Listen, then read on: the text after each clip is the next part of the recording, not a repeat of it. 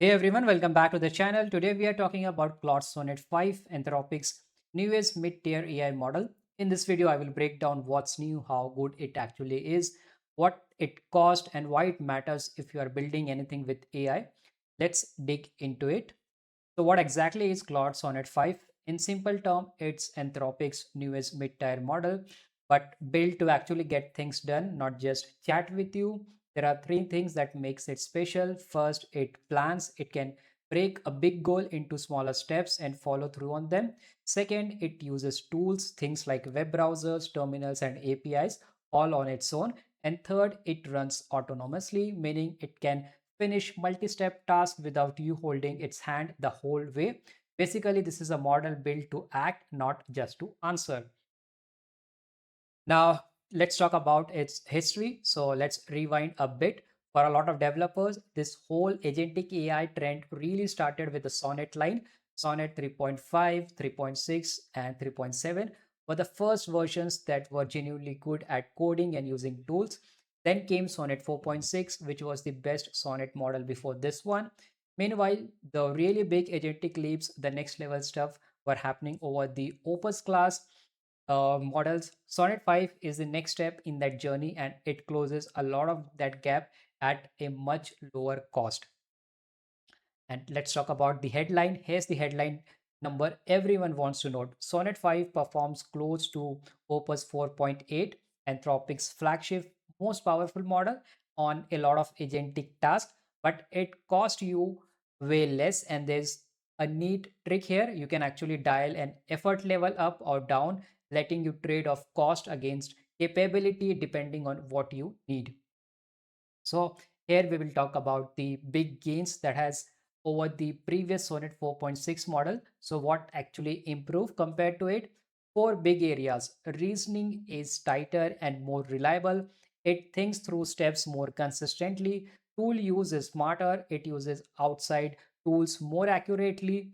Then coding is big one. It can sustain longer coding sessions, debug better, and handle messy real world a brownfield code basis, and knowledge work, research analysis, multi-step office tasks has gotten noticeably better too. Basically, all the improvements land exactly where agentic work actually happens.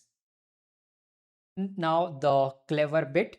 Here's the clever part. Sonnet 5 isn't just one fixed model, it has an adjustable effort setting. So you can see low, medium, high, and X high.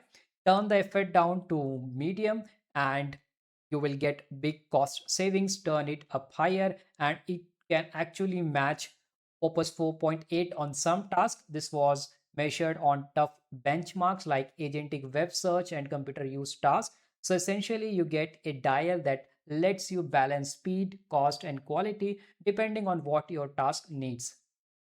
Talking about the pricing, so this matters a lot if you are building with it, because at launch through August 31st, 2026, Sonnet 5 cost $2 per million input tokens and $10 per million output tokens. That's an introductory price. And then from September 2026 onwards, the standard pricing kicks in at $3 input and $15 output. And for reference, with Opus 4.8, the flagship model, cost is about $5 input and $25 output for this Opus. So Sonnet 5 is meaningfully cheaper while getting you performance that's close to the flagship. Let's talk about some of the review that people have shared. So it's not just numbers. Early testers, they have been pretty impressed too. One group of early access partners and said it finishes complex tasks that older Sonnet models would have stopped short on, and even it checks its own work without being asked.